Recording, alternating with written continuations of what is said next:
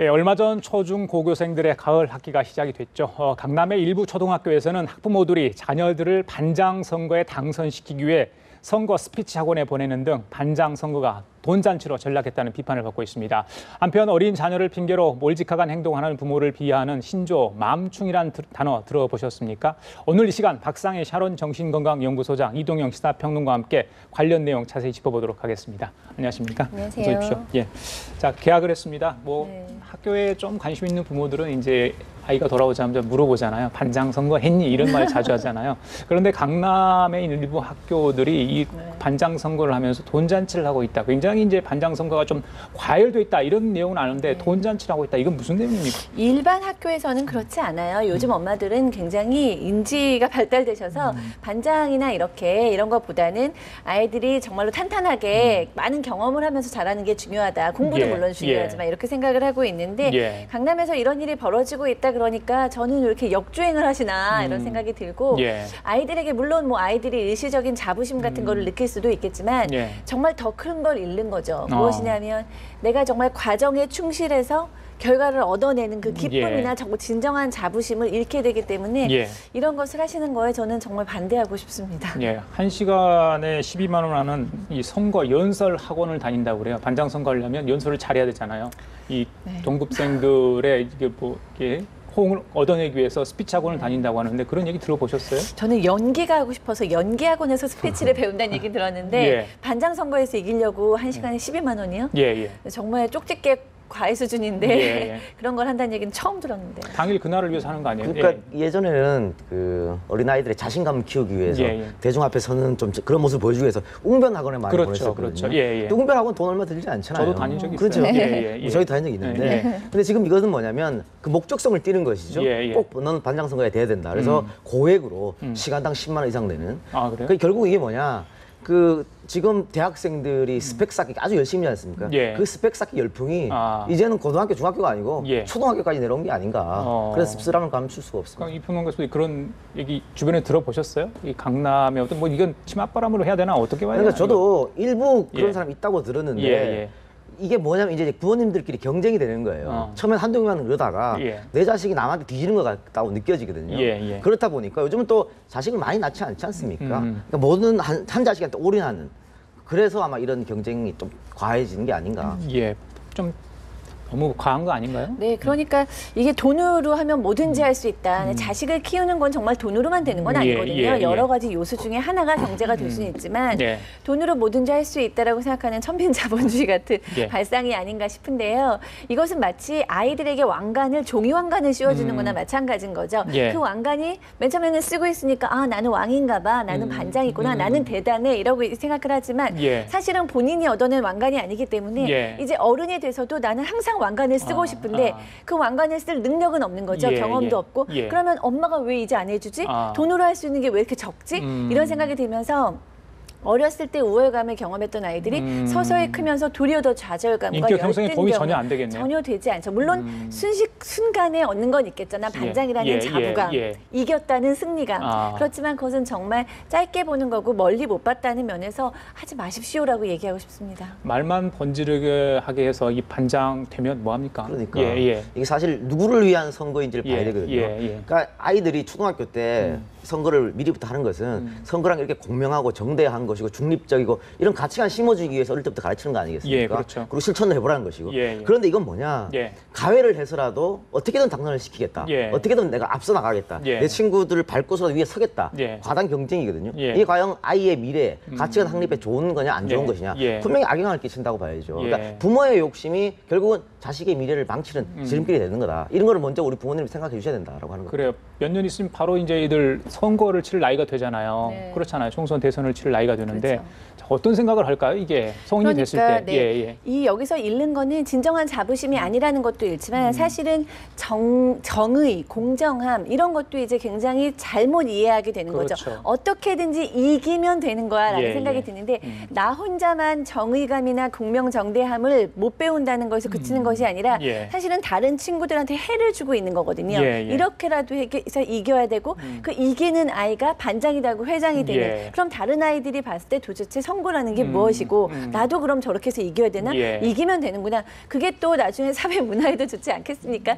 좋지 않지 않겠습니까? 이 아이들이 나중에는 또 우리나라를 짊어질 일꾼들이 되기 때문에 있는 곳이라고 불리는 강남에서 이런 문화를 일으킨다는 것은 우리 사회 전반에 악영향을 끼치는 거나 마찬가지가 아닐까. 이거는 사회적으로 어떻게 보면 역행하는 것이죠. 그러니까 우리가 얼마 전에 교육감 선거도 했었지만 진보 교육감들이 대거 당선됐지 않습니까? 그 이유 중에 하나가 이제 과거처럼 경쟁 교육 좀 그만하자는 얘기거든요. 그러니까 산업화 시대는 경쟁 교육을 해서 우리가 이만큼 살아온 건 맞습니다. 근데 이제는 좀 먹고 살기 편해졌으니까 경쟁 교육 남 짓밟고 이런 것보다 좀 평등한 교육이 필요하다.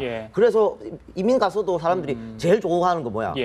그 나라 교육이 너무 좋다는 얘기거든요. 그런데 이건 역행하는 것이죠. 아직도 이렇게 경쟁을 쌓아가지고 어릴 때부터 스펙 쌓아서 네 친구들 이겨야 된다. 그러니까요. 이렇게 가르쳐서 안 된다는 거예요. 부모들의 손에 이끌려서 스피치 학원을 가야 하는 어린이들의 심정 어떨지 모르겠습니까? 그러니까 다른 학원도 워낙 우리 애들이 학교 갔다 오면 바로 학원을 뺑뺑이 돌아서 한 9시, 10시까지 하지 않습니까? 그거다 하나 더 붙여지는 거예요. 이제는 스피치 학원까지 다녀야 돼요.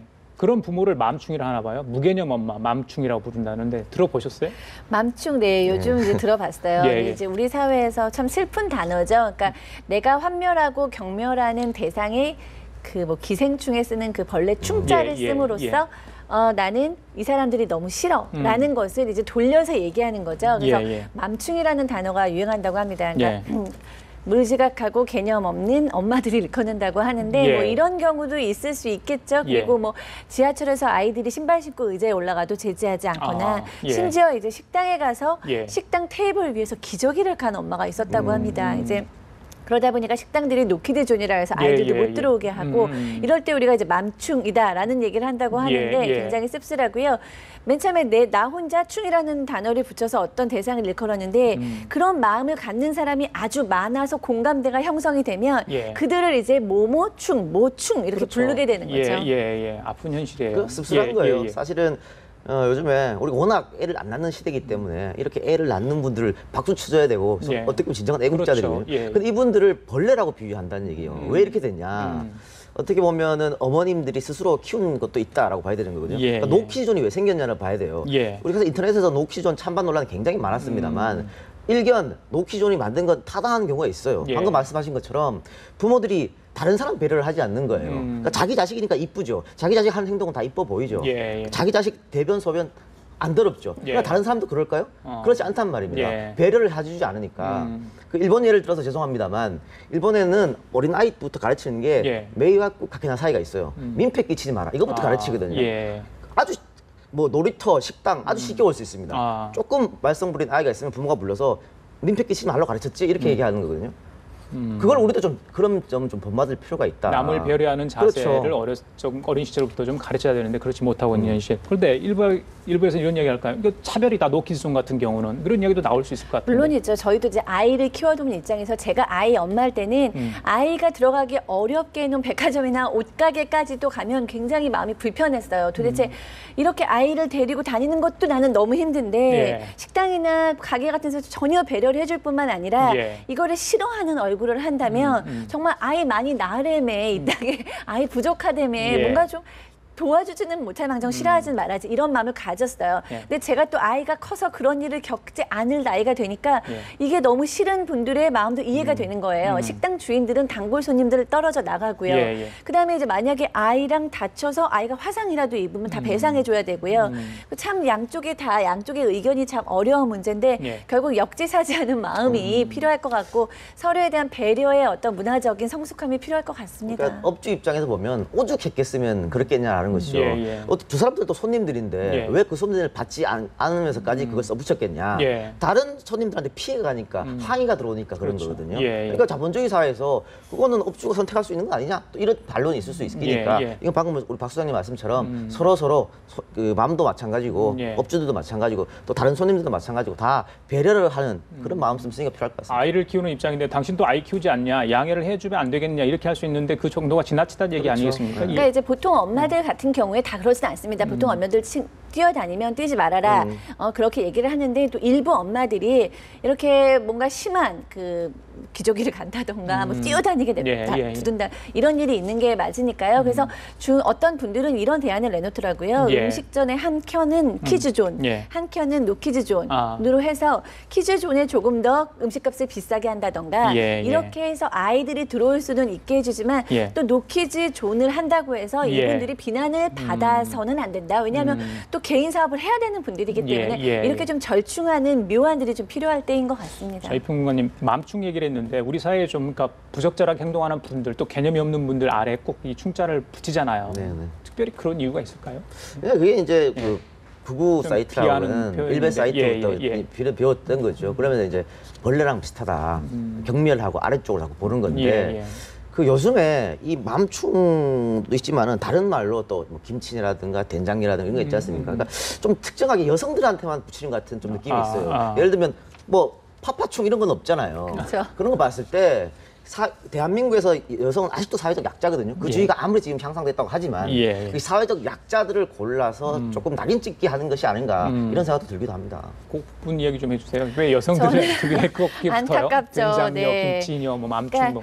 그런 것 같아요. 저는 과도기적으로 보고 싶어요. 그러니까 약자이었던 그리고 여전히 약자기도 한 그 여성들이 있었는데 그 여성들이 경제적인 능력을 갖고 사회적인 위치를 가지면서 사실은 무섭게 목소리를 내고 있고 여태까지 당했던 것에 대해서 이제 반격을 시작한 부분도 많이 있죠. 근데 이제 그 반격이라는 게 어떻게 보면은 너무 거칠기 때문에 또 여성 비하적인 사고가 생길 법한 상황도 맞습니다. 그렇지만 이제 이 여성이 너무 괄시를 받고 천대를 받았던 시기가 있고 거기에 대해서 반대 목소리가 높은 게 사실인데 어떤 남녀가 조화롭게 살 수 있는 그 어떤 지점, 그 곳을 향해서 가기까지 그 과도기적인 상황에서는 여자를 혐오하는 사람들도 생길 수 있고 또 여성에게는 뭔가 나쁜 조금 면면의 여성의 문제를 가지고 모든 여성이 그래라는 것이 뭐 김치녀, 된장녀 뭐 이런 맘충 이런 거 아니겠습니까? 그만큼 여성에 대한 환멸이 있는데 저는 여성으로서 과도기적인 현상이다라고 보고 싶고 어서 없어졌으면 하는 바람입니다. 그러니까 과도기란 말도 동의하는데요. 여건이 그만큼 신장됐지 않습니까? 그러다 보면 남성들이 그동안 갖고 있던 기득권, 내가 뺏겼다. 앞으로 더 뺏기겠구나라고 생각할 수밖에 없는 것이죠. 그러니까 더더욱 공격적으로 나오고 비하하게 되고 그렇게 되는 것 같습니다. 그래요. 알겠습니다. 자, 어린이 얘기 좀 더 해볼까요? 제가 개학했는데 그 학교 앞에 문방구를 기웃거리는 아이들을 좀 개학했기 때문에 많이 볼 수 있지 않습니까? 그런데 이 어린이 학용품 같은 거에 유해 물질이 다량으로 검출이 됐다 하는데 이건 어떤 얘기입니까? 사실은 지금 초등학생들도 이런 거에 대해 큰 문제가 있지만 위험에 노출돼 있지만 저는 더 심한 건 유아들이라고 보거든요. 왜냐하면 유아들은 손에 잡히면 일단 입으로 가져가지 않습니까? 그렇죠. 그런데 유해 물질이 기준치의 400배 이상 검출이 지금 됐다고 하니까 그 유해 물질이 뭐냐면 프탈레이트라든가 혹은 카드뮴이라든가 뭐 이런 것이거든요. 근데 이게 어린이들 건강에 아주 치명적입니다. 신장하고 간 기능을 손상시킬 수 있는 거고 또 남자아이 같으면 정자수를 감소시킬 수도 있는 문제고 또 그 우리 중추신경계 기능도 장애를 일으키고 심하면 이제 바로 구토와 설사를 유발하고 그러니까 이런 것들이 그 무방비로 노출되어 있다는 것이거든요. 그러니까 더 큰 문제는 그 이런 아이들이 이런 걸 어디서 구입하느냐 거의 작은 문방구 학교 앞 혹은 뭐 근처 이런 데 구하거든요. 그걸 쉽게 부모님이 이거를 타치하거나 이렇게 잘 못하거든요. 그래서 이거 더 이제 보호 자체가 지금 어렵지 않느냐. 리콜 명령을 지금 정부에서 한다고 그러는데 과연 리콜이 제대로 될 것인가. 너무 많잖니 대상이 너무 많으니까. 일률적으로 어떻게 다 하느냐. 그런 문제점이 더 심한 것 같아요. 소장님도 자녀를 키우는 걸로 알고 있는데요. 자, 이런 거에 대해서 혹시 자녀분들한테 교육을 시켜본 적이 있어요? 이런 기사 나면 엄마들 업장 무너지는 거죠. 아이가 진짜 어느 날 갑자기 아픈데 이유 없이 아파가는 거잖아요. 이 카드뮴 같은 경우에는 일본인들이 걸린 이타이병, 너무너무 아파병.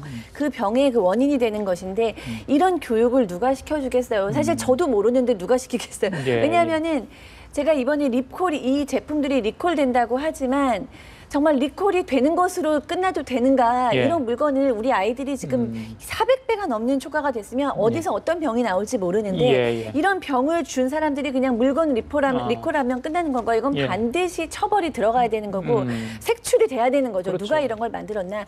그래서 우리 뭐 그림에도 보듯이 저런 똑같은 가방 애들 물건 다 똑같아요. 비슷비슷해요. 그림도 다 그냥 인형들 만화 주인공들 그러면은 저 가방을 다 안 살 수 있나. 그러면 또 잘 만든 만드는 회사들에서는 굉장히 억울할 것이고, 그러니까 제가 뭐 이번에 걸린 제품들을 어디 뭐 공정거래위원회인가요? 어디 올렸다 그래서 한번 들어가 봤어요. 도저히 어떻게 알아낼 수가 없어요. 너무 다 비슷비슷하니까 이 물건들을 뭐 마트 같은 데 가면 수없이 쌓여있는 그 물건들 중에서 이 물건을 어떻게 자꾸 우리 아이한테 너 저런 물건은 갖지 마라고 얘기할 수 있냐는 거죠. 그런데다가 유아나 어린이들한테 그거 어떤 물건을 쓰고 어떤 물건을 쓰지 마라고 가르칠 수 있는 방법이 없어요. 결국에는 어른들이 알아서 그 아이들 손에 닿지 않게 보호해줘야 되는 건데 엄마들은 사실상 그냥 백화점이나 마트를 믿는 수밖에 방법이 없잖아요. 그러니까 이제 정부에서 이런 사람들에 대해서는 일벌백계 해서 처벌해주고 다시는 못 만들도록 아이들을 대상으로 한 범죄가 일어나지 않도록. 가장 큰 문제인 것 같습니다. 지금 리콜을 한다는 얘기는 뭐냐면 이미 판매가 됐거나 판매를 하고 있는 거거든요. 맞습니다. 근데 박 선생님 말처럼 그게 중요한 게 아니고 일단 제품을 만들 때부터 제조할 때부터 다음 유통 단계부터 철저하게 관리 감독해서 이런 물건이 시중에 나올 수 없도록 그걸 정부가 해야 되는 것이죠. 리콜은 한 발 늦은 판단이다. 그래서 학부모들이 이제 고가의 학용품을 사는 거 아닙니까? 그렇죠. 왜냐하면 그래도 좀 안전하게 믿을 수 있을까. 근데 저희도 이번에 또 놀란 게 이번에 이 대상이 된 물건 중에 한 반 정도는 또 국산이라는 거예요. 저희가 물건을 살 때 이거는 우리나라 회사에서 만든 안전한 제품이에요. 이래서 사잖아요. 이것도 안 되면 무슨 뭐 유럽산 사야 되나 미국산 사야 되나요? 그러니까 이런 건 정부의 규제밖에 믿을 곳이 없고 이렇게 뭐 공지를 하려고 하면 좀 크게 우리 엄마들이 어디서나 탁 알아볼 수 있게 해주시면 또 모를까. 뭐 마트마다 다 붙여주시면 모를까. 어디 사이트 들어가 봐라고 해도요. 한 5단계쯤 거쳐야 그 물건 어딨나 찾아볼 수 있는데 방법이 없고요. 그러다 보니까 이제 해외 직구를 한다거나 수백만 원짜리 뭐 유모차, 수백만 원, 수십만 원짜리 문방구 이런 거 사는 건데 이런 또 위화감이 조성이 되고요. 이런 문제를 좀 근본부터 해결해 주시는 어떤 대책 반드시 필요하다고 보입니다. 우리 어른들이 굉장히 부끄러워할 수밖에 없는 상황인데, 그러니까 자기 자녀들한테도 이걸 권할까 싶어요. 어떻게 만드는지 방금 이평론 말씀하셨지만 만드는 것 제조 과정 다 알잖아요. 문제가 있다는 거 어떻게 보십니까? 그러니까 정부에서 나서줘야 되는 거죠. 사실은 그 우리가 이런 문제 있는 장난감들은 거의가 사실 중국 제품일 것이다. 선입견이 있지 않습니까? 근데 지금 보니까 중국 반, 대한민국 제품 반이라는 거죠. 그러면 중국 제품은 사실 수입할 때 그러면 됩니다. 그 기준이 있을 거 아닙니까? 그 기준이 지금 못 미치다 그러면 그 기준을 강화하면 되는 것이고 대한민국 제품 같은 경우는 만들 때부터 또 신고할 때부터 그 기준을 조금 더 강화시키면 혹은 아니면 저 제품을 만들 때 우리 물건 사면 혹은 먹을 거 사면 뒤에 어떤 게 들어가 있다, 성분이 나와 있지 않습니까? 그것처럼 좀 써주든가 그런 기준이 더 대폭 강화돼야 된다. 왜? 어린아이들이 쓰는 건 아니겠습니까? 그렇죠. 애들은 저거를 막 쪽쪽 빨거든요. 쪽쪽 빠니까 그 중금속이나 화학 제품을 입으로 들어가고 손으로 잡고 이러는 거예요. 어른들이 아니기 때문에 굉장히 연약한 아이들인데 지금 화면에 나오는 거 보면 우리의 집들에 다 있는 물건들입니다. 공룡, 필통, 머리핀 이런 것들. 정말 아이들을 대상으로 한 범죄는 너무 나쁘고요. 이것이야말로 정말 강력하게 대처해야 되는 범죄라고 생각합니다. 그래요. 고가의 스피치 학원 얘기를 했고요. 그 위해 물질 범벅인 어린이용품 했는데 정신과 신체적으로 건강한 아이가 될 수 있도록 우리 성인들이 많이 좀 노력을 좀 해야 되겠습니다. 우리 아이들을 위해서. 다 보면 어른들 잘못 같아요. 그래요. 알겠습니다. 자, 지금까지 박상희 샤론 정신건강연구소장 이동영 시사평론가였습니다. 감사합니다. 고맙습니다.